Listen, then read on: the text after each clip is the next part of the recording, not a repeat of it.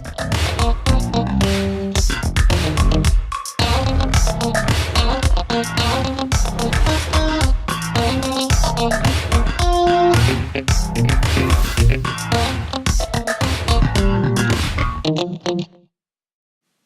everybody, welcome back to Movie Reviews. In this review, I'm looking at Withnail and I. Yes, film Withnail and I. I never reviewed this film before actually, though I've seen it a year ago. Back in the day when I did Facebook videos, movie reviews on Facebook for a good time. And I never got around to do this film for some reason, I don't know why, but here I am now. So Withnail and I, it is basically it's a British black comedy directed by Bruce Robinson, and it stars Richard E. Grant as Withnail, and you've got Paul McGann as I. It was made by the Handmade Film Company, which was co-founded by George Howson, and yes, he actually helped fund and produce this movie as well, which is interesting. So, what's this film about? So we've got two sort of like young men, of course, Withnail and I, living in London in the late 60s. They sort of get bored of the drug-addled lifestyle a little bit and want to escape London for a bit of interesting intrigue and also being a little bit depressed very much. And they, obviously, Withnail suggests that they go to his Uncle Monty's college up in Penrith, of all places. And they stay there just to maybe go for a holiday or something and spend a week there. And obviously, when they get there, it's obviously it's like a little desperate bit for survival and stuff like that, very much. Well, sort of really, because of like lack of food and just other stuff going on with the local townspeople, all the villagers, farmers, and so on. And obviously, because the two Londoners are a bit brash and a bit so on, and yeah. So with this film, of course, it touches on like the friendship and also the the chemistry between Richard E. Grant and Paul McGann, but also with Richard Griffiths as well as Uncle Monty. Everyone knows Richard Griffiths, who was in Pie in the Sky, played Henry Crabbe. Henry Crabbe, I think that's the name, or Henry Crabley or something. Crabby. Everyone knows that. Obviously, Richard Griffiths had been done many stuff as well, and was a potential.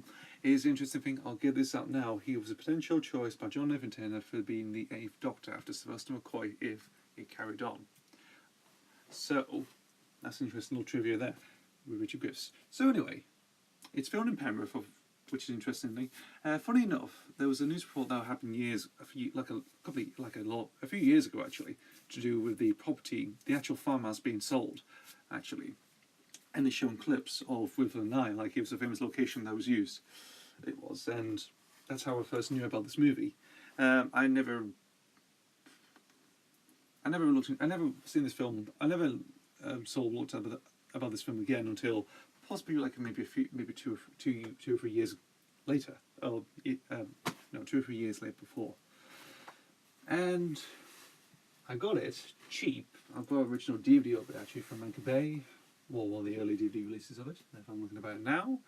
And I watched it and I thought, this is actually quite good, this is. It's got slick direction, the writing's brilliant, dialogue is really good. Obviously the interesting cast, of course, the choice of music, of course, which is good. You've got Jimi Hendrix tracks, so like Voodoo Child's Slight Return, his cover version of On the Watchtower. You even got the Beatles, While My Guitar Gently Weeps, which actually... which is very rare at the time.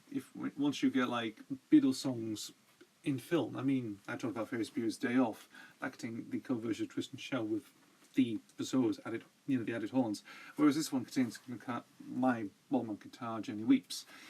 Insistently, because George Howson actually helped produce the film, and he actually sort of follows the idea to include it in the soundtrack, which actually is played briefly in the bath scene with Richard E. Grant.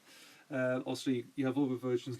You have a cover version of A White Shade of Pale, which is done by somebody else, not the Procol Harum version, and some other stuff as well going on. But you can get the soundtrack anyway, very much, and maybe give it worth a listen. Direction-wise, really good. Nice and good. Because I live in Cumbria, of course, I'm a Colombian person, live in the Lake District. It's surrounded by hills, and it's nice to see that they actually did film some nice bit of good shots in the locations, especially in the fields as well, which is nice. I mean, with Richard E. Grant shouting on top of a hill in sort of like dreary rainfall, which is absolutely good. And and another good scene is actually when they go into a cafe and maybe trash talk some of the regulars there and the owners. Quite good.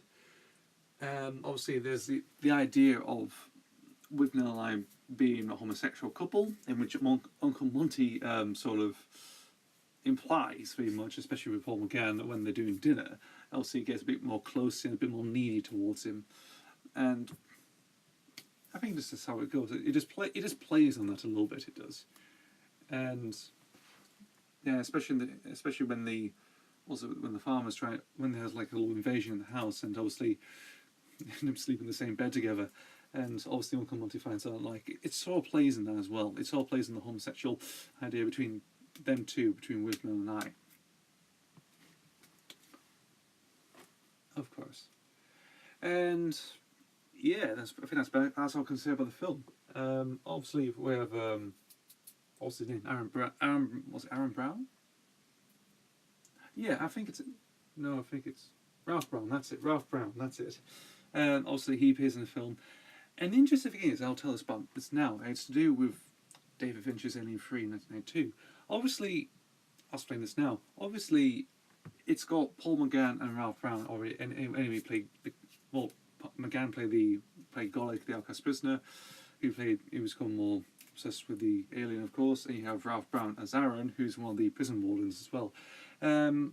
Richard E. Grant was meant to be in that film as well as Dr. Clements, obviously, but I think when they did the press screen, he was too young, obviously, in the fall, he was unmarried, and he got replaced by Charles Dance. However, if that actually happened, that'd be interesting, because it would have been sort of like a Withnail and I reunion at that time, I mean, after a couple of years. Because you obviously got Ralph Brown, you have Ralph Brown as Aaron, you got Paul McGann as Golik, and if Richard E. Grant was cast, it would have been, he'd play Clements, and it'd be very interesting, and I think the British fans will be pleased actually about that. But it has never happened. Though you can hunt down Alien 3 and probably look at the test screenings with Richard E. Grant. That might be interesting, But he actually did audition and did actually performed his own test screening as Dr. Clements. That's my little indication. So that's a little trivia there. A few bits of trivia there. So Withnail and I is basically like a cult, again, like with films I'm talking about. Some other films I talk about. It's a cult British film. It's got a nice fan base, it does. It's recommended. Always is. I've seen it. It's a great film. Dialogue's perfect. The location shots in Penrith are fantastic. Richard Grant, Paul McGann, and Richard Chris actually do a fantastic job as their characters. And the soundtrack actually suits well in the late 60s London, of course. And it's funny that George Harrison actually did help on this movie. Actually, he did, obviously he did fund it. It's to do. It's mainly. Handmade Films is actually part of his company. Actually, he co-owns that film company, and helps fund it and actually produce it as well, which is quite strange, but quite good as well. And I think that's why people tend to love this movie. Maybe because of that, or maybe because it's just like a film that stands on its own. Who knows? But I recommend this movie as well. It is absolutely enjoyable to watch. So anyway, that is the review of Withnail and I from 1987, and I'll see you for the next review / video.